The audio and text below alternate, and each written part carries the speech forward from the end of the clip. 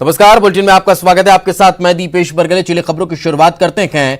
मध्य प्रदेश में अब अपराधियों की खैर नहीं। सीएम शिवराज के निर्देश पर अपराधियों के खिलाफ उज्जैन में प्रशासन ने अभियान चलाना शुरू कर दिया है। आज भी प्रशासन की टीम ने अपराधियों के खिलाफ बड़ी कार्रवाई की है। अपराधी सलमान लाला के मकान को प्रशासन की टीम ने जमींदोज कर दिया है।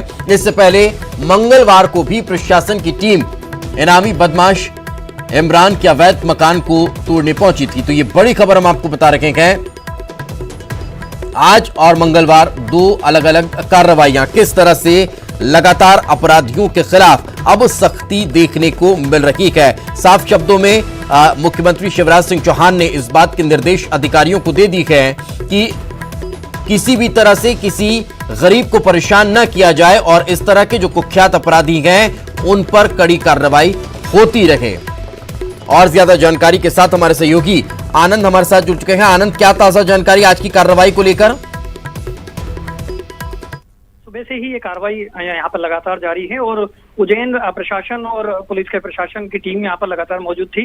भारी बल पुलिस बल को यहाँ पे तैनात कर दिया गया था, चूंकि कुख्यात गुंडा है और सलमान लाला इसका नाम बताया गया है। फिलहाल नागदा के जो मिर्ची बाजार है यहाँ पर स्थित इसका एक 3 मंजिला मकान है और काफी बड़ा आलीशान मकान इसने बना रखा था। पुलिस के सूत्र बताते हैं कि इसने यहाँ पर इसका काफी रंगदारी यहाँ पे ये करता था और हत्या और अन्य मामलों में भी तकरीबन 10 से अधिक केस के ऊपर यहाँ पर एफआईआर दर्ज की गई थी। इसके अलावा जो है लगातार पुलिस इस पे कार्रवाई भी कर रही थी। 1 महीने पहले की अगर बात करें तो भारी मात्रा में इसके पास से हथियार मिले थे, जिसके बाद से ये उज्जैन की नागदा जेल में फिलहाल ये भी बंद बताया जा रहा है। लेकिन अब पुलिस ने इस पर कार्रवाई की है और पुलिस और प्रशासन की टीम ने आज इसका 3 मंजिला मकान जो है नेस्तनाबूद कर दिया। 3 जेसीबी को इस काम में लगाया गया था। भारी पुलिस बल और आला अधिकारियों की टीम वहां पर पहुंची थी, जिसके बाद 3 मंजिला मकान को यहाँ पर तोड़ दिया गया है। जी बिल्कुल, कार्रवाई संपूर्ण हो चुकी है। आगे भी इस तरह की कार्रवाई अन्य आपराधिक का मामलों से जुड़े हुए लोगों के खिलाफ देखने को मिलती रहेगी। आनंद, बिल्कुल, देखिए उज्जैन एसपी मनोज सिंह ने साफ तौर पे कह दिया है कि प्रशासन की मंशा के अनुसार हम काम करेंगे और प्रशासन के आदेश ही है कि जो इस तरह की गतिविधियों में लिप्त हैं उनको हम छोड़ेंगे नहीं और लगातार इस तरह की कार्रवाई आगे भी जारी रहेगी। बिल्कुल, तो अपराध मुक्त प्रदेश अब कहीं ना कहीं बनता हुआ मध्य प्रदेश दिखाई देता है। बहुत बहुत शुक्रिया आनंद इस तमाम जानकारी के लिए। जबलपुर में जल्द माफिया के खिलाफ प्रशासन कार्रवाई करेगा। जिला प्रशासन ने सभी विभागों के साथ बैठक की और माफियाओं की सूची तैयार करने को कह दिया गया है। भूमाफिया, चिटफंड कंपनी, खनन और शराब माफियाओं के खिलाफ सख्ती अब देखने को मिलने वाली है। तो जबलपुर में भी तैयारी अब शुरू हो चुकी है और जैसा कि लगातार हम आपको बता भी रहे हैं कि पूरे प्रदेश में अब इस तरह से अपराधियों के खिलाफ कार्रवाई देखने को मिलती रहेगी। जिस भी तरह के माफिया प्रदेश में अभी तक पनपे हैं उन पर कार्रवाई अब सख्त की जाती नजर आएगी। तो जबलपुर में भी जल्द माफियाओं के खिलाफ प्रशासन कार्रवाई करेगा। आबकारी और जो भी राजस्व का अमला है और संबंधित सभी विभाग हैं उनके साथ बैठक की गई। जो इस तरह के अनैतिक गतिविधियों में लिप्त लोग हैं, बड़े बड़े लोग, उनकी लिस्टिंग कर ली गई है और उनके खिलाफ अब माननीय मुख्यमंत्री जी के निर्देश अनुसार, शासन के निर्देश अनुसार कार्रवाई शुरू होगी। और चलिए अब देखते हैं खबरें सरपट अंदाज में। जारी है कोरोना का प्रहार। देश में 24 घंटे में रिकॉर्ड 45,000 से ज्यादा केस। एक दिन में 1,129 लोगों की मौत। एक दिन में 1,129 लोगों की चली गई कोरोना की वजह से जान। भोपाल में कैबिनेट मंत्री अरविंद भदौरिया कोरोना संक्रमित। भदौरिया ने अस्पताल से जारी किया वीडियो में कहा, मेरा corona test positive. Arvind Bhadauria के स्वास्थ्य को लेकर सीएम शिवराज सिंह चौहान ने किया ट्वीट। भदौरिया के जल्द ठीक होने की ईश्वर से कामना। मध्य प्रदेश में कोरोना का कहर लगातार जारी। अब तक 25,000 से ज्यादा मामले, 16,912 मरीज हुए स्वस्थ। भोपाल में लगेगा 10 दिनों का टोटल लॉकडाउन। 24 जुलाई की आधी रात से 3 अगस्त तक रहेगा लॉकडाउन। लॉकडाउन की घोषणा के बाद भोपाल के बाजारों में दिखी भारी भीड़। जरूरत का सामान खरीदने पहुंचे लोग। सरकार के फैसले को ठहराया सही। लॉकडाउन पर सीएम शिवराज की जनता से अपील। भोपाल में कोरोना की स्थिति और नागरिकों के हित के लिए लिया फैसला। भोपाल में लॉकडाउन का विरोध। कांग्रेस विधायक आरिफ मसूद ने किया विरोध। त्योहारों के समय लिया गया फैसला गलत, प्रदेश में बकरीद मनेगी, हर हाल में होगी कुर्बानी। शंकराचार्य के समर्थन में दिग्विजय सिंह का ट्वीट, राम मंदिर के शिलान्यास को लेकर सरकार को दिया सुझाव, शंकराचार्य जी को आमंत्रित कर शुभ मुहूर्त में हो शिलान्यास। उपचुनाव के लिए कांग्रेस जारी करेगी मिनी वचन पत्र, 26 सीटों के लिए हो रही है तैयारी, स्थानीय स्तर पर भी घोषणा पत्र होगा जारी। सीधी में कोरोना पॉजिटिव मरीज के परिजनों की बड़ी लापरवाही, प्रशासन ने लालता चौक के पास किया मरीज को होम क्वारंटीन, घर के आसपास प्रशासन ने लगाई जाली।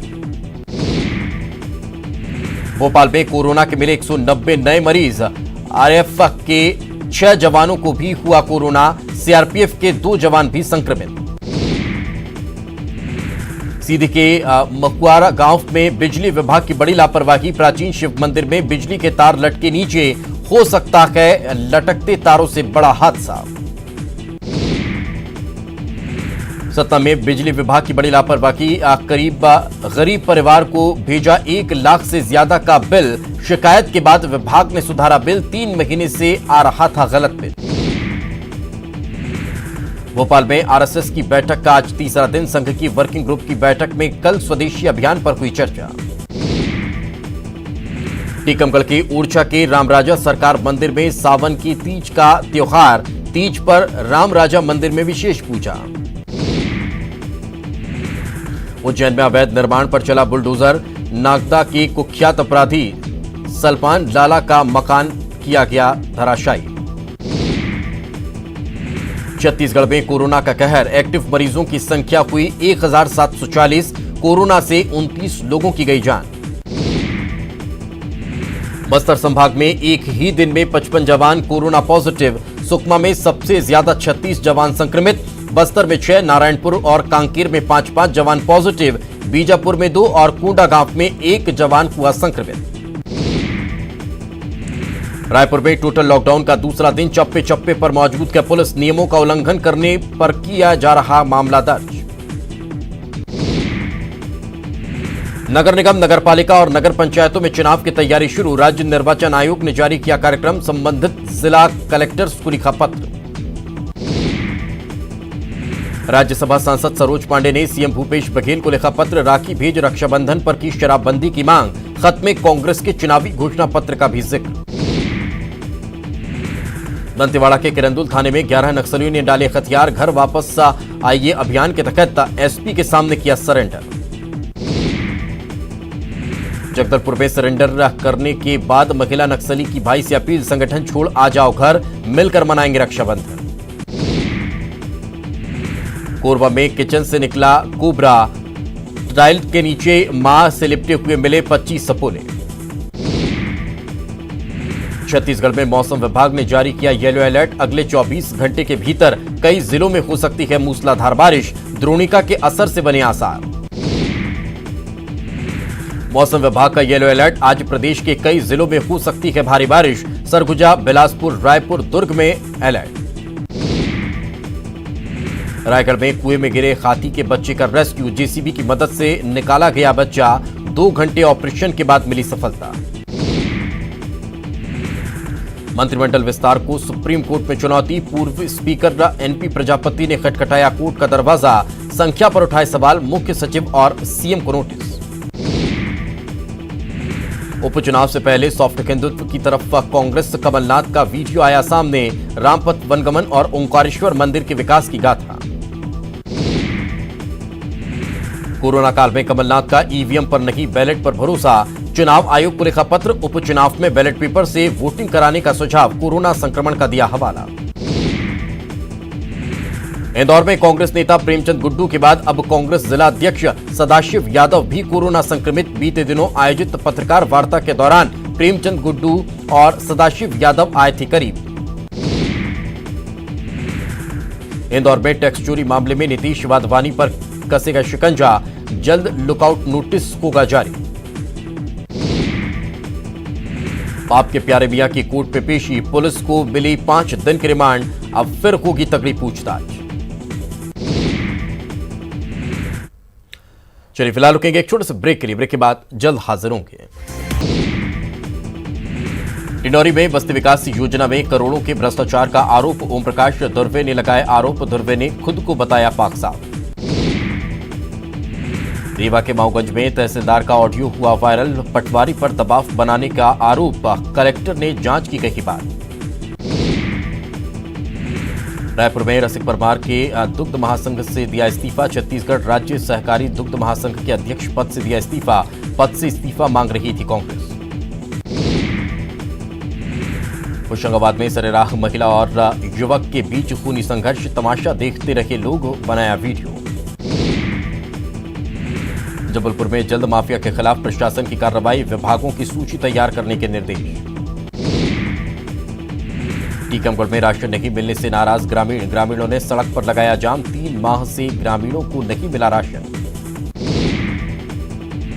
उज्जैन में 2 बाइक में आग लगाने की घटना का सीसीटीवी फुटेज आया सामने। युवक ने लगाई थी आग, आरोपी की तलाश में जुटी पुलिस। दमोह के इमलाई बाईपास के पास से एक बेकाबू कार तालाब में गिरी, बाल बाल बची जान। कार में 5 लोग थे सवार। शिवराज कैबिनेट की बैठक खत्म। 15 अगस्त को जिलों में नहीं होगी सार्वजनिक का सांस्कृतिक कार्यक्रम।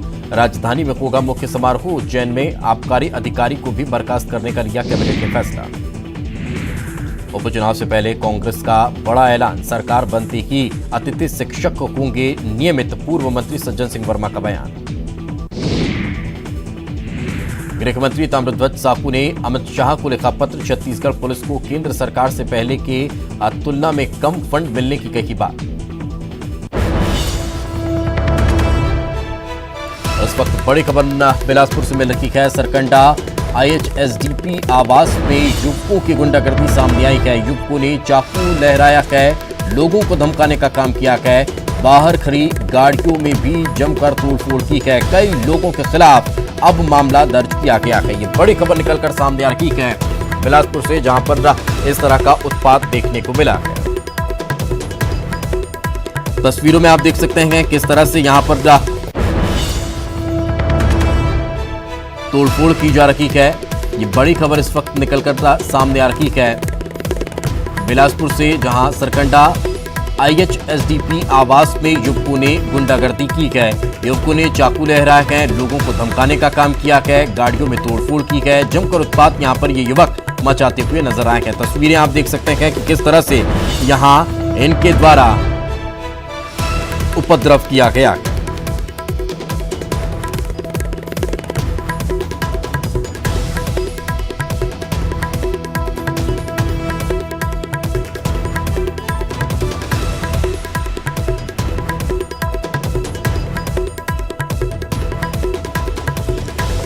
बड़ी खबर इस वक्त हम आपको बता रखे हैं। आपको बता दें बिलासपुर में ये तोड़फोड़ देखने को मिली है। ये उत्पात मचाते हुए युवक कैमरे में कैद हुए हैं। जमकर इन्होंने यहां पर उत्पात मचाया, चाकू लहराए, गाड़ियां जो वहां खड़ी हुई थी उनमें तोड़फोड़ की है और लोगों को धमकाते हुए भी ये नजर आए हैं।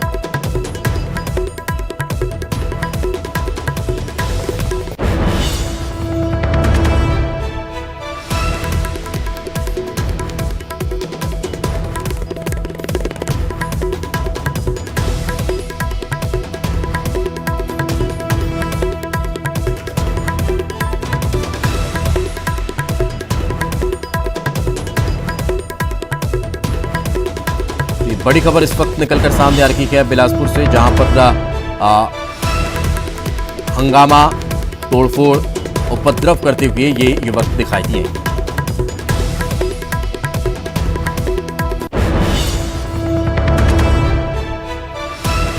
और एक और बड़ी खबर इस वक्त भोपाल से निकलकर सामने आ रही है। टिकट के दावेदार पहुंचे हैं पूर्व सीएम कमलनाथ के आवास पर। विधानसभा उपचुनाव में टिकट को लेकर दावेदारी कर रहे हैं। ग्वालियर, भिंड, आगर, भांडेर, अनूपपुर, पन्ना और डबरा से दावेदार पहुंचे हुए हैं। टिकट के दावेदारों की अब जमघट शुरू हो चुकी है। ये बड़ी खबर निकलकर सामने आ रही है। हालांकि अभी और ज्यादा जानकारी के साथ हमारी सहयोगी रंजना हमारे साथ जुड़ चुके हैं। रंजना, क्या ताजा जानकारी? अभी से टिकट के दावेदारों की होड़ शुरू हो चुकी है? जी दीपेश, बिल्कुल। पूर्व मुख्यमंत्री कमलनाथ के निवास पर तमाम जगहों से टिकट के दावेदार पहुंचे हैं और अपने अपने टिकट को लेकर दावेदारी पेश कर रहे हैं। और बड़ी संख्या में जो टिकट के दावेदारों के साथ जो कार्यकर्ता हैं वो भी मौजूद है, क्योंकि मध्य प्रदेश में 26 सीटों पर विधानसभा उपचुनाव होने हैं। हालांकि कांग्रेस अभी सर्वे करा रही है, 3 एजेंसियों से यह सर्वे कराया जा रहा है और जिसमें ये भी कहा गया है कि इस तीनों सर्वे में जिस भी व्यक्ति का नाम नंबर 1 पर होगा उन्हीं को टिकट दिया जाएगा। यानी भले ही यहाँ पर टिकट की दावेदारी की जा रही है, लेकिन सर्वे में जिसका नाम सबसे आगे होगा उसी को टिकट दिया जाएगा। यानी दावेदारी भले अभी की जा रही है, लेकिन इसका फायदा निकलता हुआ नजर नहीं आ रहा। लेकिन फिर भी पूर्व मुख्यमंत्री कमलनाथ के निवास पर तमाम जो दावेदार हैं वो पहुंचे हैं और पूर्व मुख्यमंत्री कमलनाथ उन तमाम दावेदारों से चर्चा भी कर रहे हैं और उसके बाद जो तमाम बातें हैं, किस तरह से उनको टिकट दिया जाएगा, किस तरह से नहीं दिया जाएगा, इस पर भी उनके साथ चर्चा की जा रही है। दीपेश, बिल्कुल। लेकिन एक और चीज ये भी कि अभी से इस तरह के दावेदारी आप पेश करना, अभी से इस तरह के मामले निकलकर सामने आना, क्या चुनौती बड़ी अब खड़ी हो सकती है कांग्रेस के लिए? जी दीपेश, ऐसे चुनौती तो नहीं कहा जा सकता, क्योंकि जब चुनाव होते हैं, जैसे जब विधानसभा में आम चुनाव हुए थे तब भी लोग दावेदारी करने के लिए पहुंचे थे। हालांकि भारतीय जनता पार्टी में नाराजगी अभी देखी जा रही है, लेकिन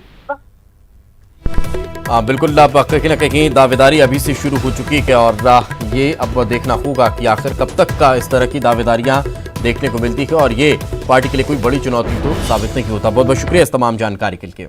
आगे बढ़ते हैं, एक और बड़ी खबर निकलकर सामने आ रही है। पूर्व मंत्री केएल अग्रवाल कांग्रेस का दामन थाम रखे हैं। कांग्रेस में शामिल होंगे KL Agrawal. PCC chief Kamal Nath की मौजूदगी में वे कांग्रेस की सदस्यता लेंगे। हालांकि लंबे समय से ये चर्चा चल रही थी और उन्होंने पहले भी ये कह दिया था कि अगर कांग्रेस उपचुनाव में टिकट देगी तो फिर वो कांग्रेस के साथ जा सकते हैं। तो फिर अब बड़ी खबर निकलकर सामने आ रही है। बीजेपी में ये पहले थे और अब ये कांग्रेस का दामन थाम रहे हैं।